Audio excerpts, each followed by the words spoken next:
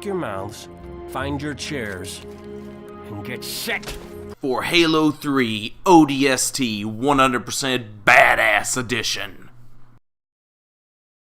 Welcome back, everybody. This is JP3 here, bringing you another entry in our Halo 3 ODST 100% Badass Edition Legendary Playthrough. We are on mission number 3, Kizingo Boulevard. Now, I should make something very clear that I haven't talked about in the first two videos. The Streets missions are coming. The Streets missions are coming. Just wait for it. I don't want to say anything about what I'm going to be doing for those. So just wait for it.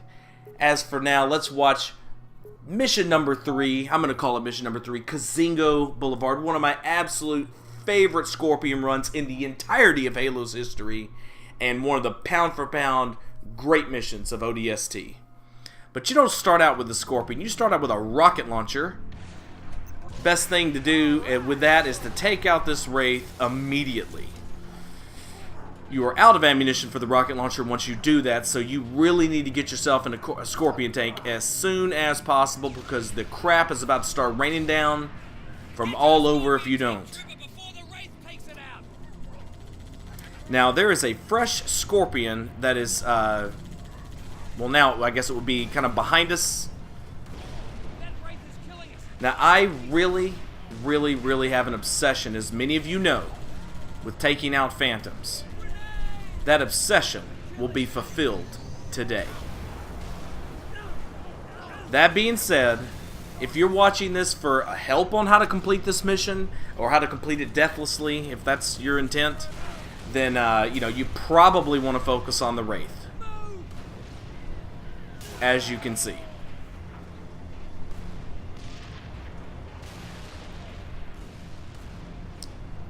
So one of the challenging elements, what probably keeps this Scorpion run from being the greatest maybe in Halo history, probably has to do with how geometry works. Worked back then and largely still works today in Halo games and games of this type. These trees, these, you know, a lot of this stuff just gets in the way. It's bigger than it looks with the naked eye, and you'll hit geometry sometimes when you really would rather hit, of course, an enemy or a vehicle or something. And one of the things they improved about the tank from Halo 3 to Halo 3 ODST, I believe it may be a little bit quicker to get up to speed, but it's not really that different at all. I wish they would have made it just a smidge heavier. That way, when I'm rolling through all this wreckage, the tank doesn't have the potential of getting caught up in it. As if you've played Halo Reach, you probably know just how annoying that really gets whenever you get a really strangely light vehicle and then make it go faster, or make it go around a lot of wreckage. It just tends to lead to a lot of accidents and insurance claims and other things. This guy usually doesn't play this coy, so I tried to take him out a couple of times. I'm not sure if I got him there, even watching it now, but I don't really care. The way I play this is I usually shoot things in a specific order. I shoot a shot over at that group to the left, then the turret, then I take out this Phantom, which you don't have to do, obviously, and then I start working on the infantry that it just dropped off. I don't believe on Legendary difficulty it's possible to prevent it from dropping off any infantry because of how quickly it comes down and how many shots it takes. However, does that really matter? The way I see it is it's more stuff for us to shoot. As you can see here, I mean, I've played this enough times, I kind of have an idea of where all the damage is going to come from, potentially. So I'm kind of using that knowledge to pop everything that could be a threat. So we lost our Marines when the mortar hit us before, but we just, you know, it gave us a chance to rescue these guys. So, you know, all's well that ends well, perhaps, huh?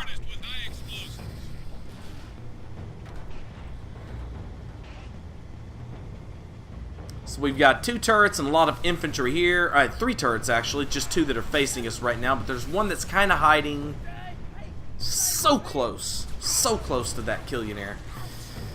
But there's a turret that's kind of back there. if you can get to it, you know, I guess the good news is that if you can't shoot it, it probably can't shoot you. But before we give it a chance to prove that, we take it out here. And by far, my favorite song on the Halo 3 ODST is this song here.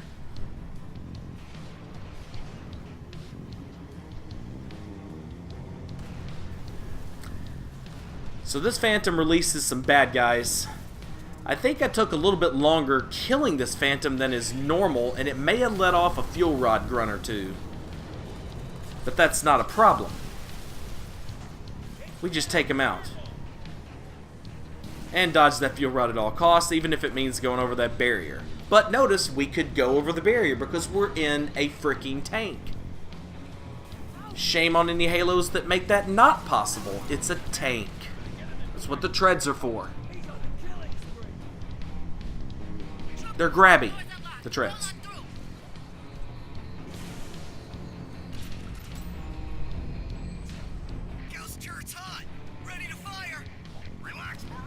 So, if I can, I like to work on this group over here before the Banshees show up.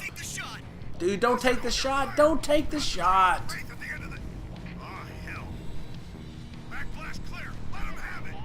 Unfortunately, in Halo 3, relative to reach, Banshees go down in 2 shots on Legendary, not 1. Which always feels a little strange if you've been playing Halo Reach, or even Halo 4. Which I don't think about it. I mean, there really isn't any Banshees when you're in Halo 4. That's a really awesome tank, though, in Halo 4. I love that tank. Great movement. Nice non-hit scan turret. You know, a little bit of a skill gap using it. I'm sorry I got to kill that guy. I know it's a bastard thing to do, but he likes to get the last shot on this Phantom that I've been shooting like 5 times and then totally take the score from me. It's an artifact from back when I was getting a par score or something for this level, and it frustrated me so bad that Halo 3 didn't split the score, you know, like it does in Reach. Like if you did the lion's share of the damage, and within a certain amount of time of the thing dying. See, I just couldn't handle it. Couldn't handle it. It was too galling.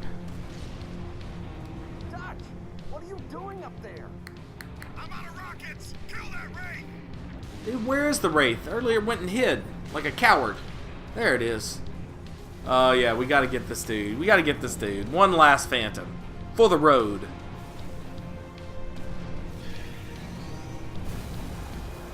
Even found us a ghost.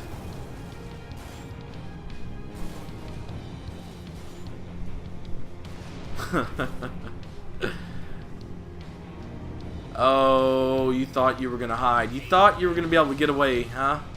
Nah. Nah. Alright, this is optional here. Most people... Well, I watched a video here recently of somebody knowing this. My good friend Logan, formerly, or currently, I'm not really sure, Master Llama. He knew about this. But yeah, if you come up here... There's actually some goodies on this this rooftop. Some really good goodies. What did I say before? I think it was in the previous video. The coolest thing, one of the coolest things, if not the coolest thing about ODST is just how many power weapons are available in the sandbox in these levels. Couple that with the fact that they still work, unlike in later Halos following Halo 3 ODST, and you got a lot of fun. You got a lot of fun to be had.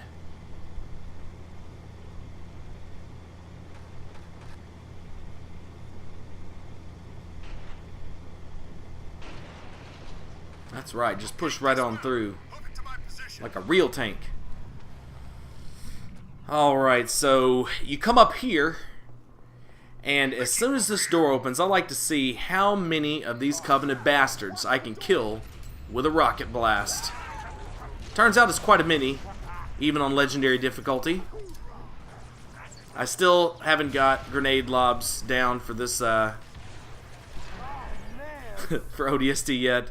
So once I'm down to 1, I usually switch it off and give that guy a chance. And he actually does a really, really good job with the rocket launcher. That guy, of course, being Mickey. I guess I forgot that handing it off to that guy. But that's really important to point out that it's, you know, he's an invincible NPC. And I can give him a weapon. Remember and tell your buddies back home what a beating we gave you. I did not turn on the I would have been your daddy skull, but Dutch still has some kick-ass things to say even when you don't. So, you know, as soon as I can, I like to get rid of the, there's the carbine. Just pick it up, man.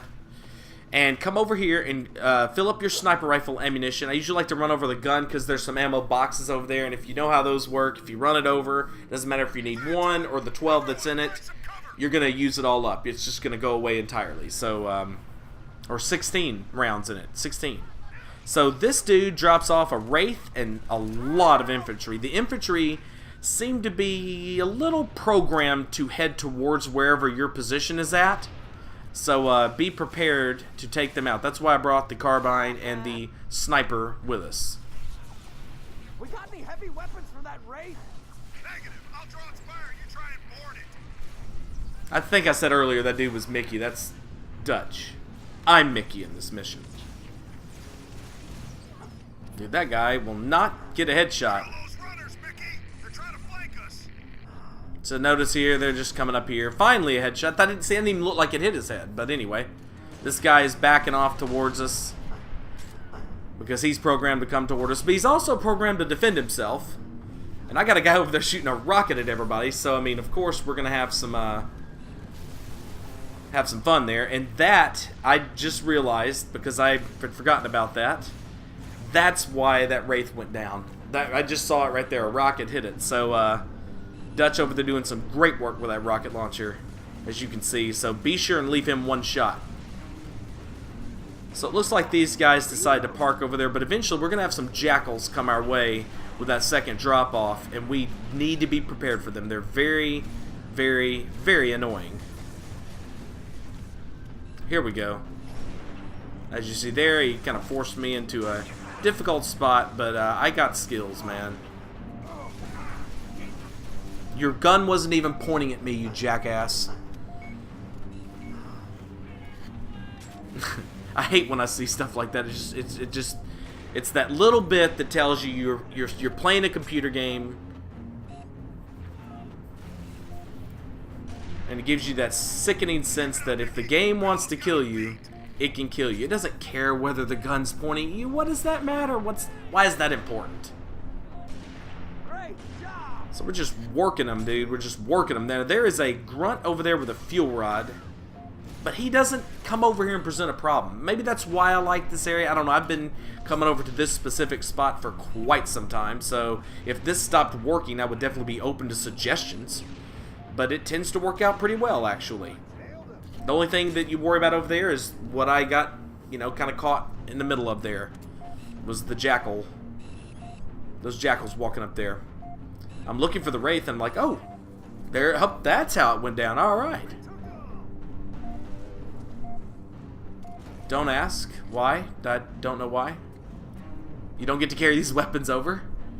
I think I was still just, there was a part of my mind, or part of me in the back of my mind didn't know 100% for sure. So, well, and he's not standing where he normally stands. He's got a mark, a place where he stands.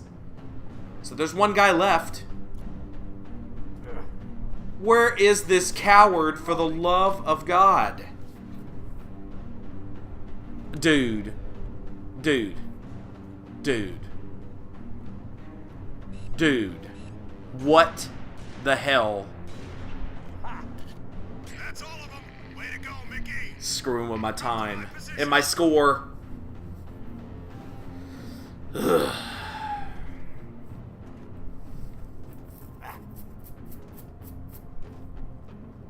So, that's it for Kizingo Boulevard.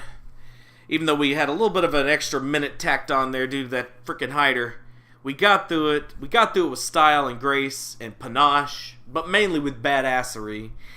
If you like this video, please hit that thumbs up button and subscribe. and hit that notifications bell if you haven't already. Use the comments section to vent your rage and frustration at life, or just talk about this video. As for now, however, this is JP3 signing out. Have a wonderful day, and thank you very, very, very, very much for watching. Goodbye.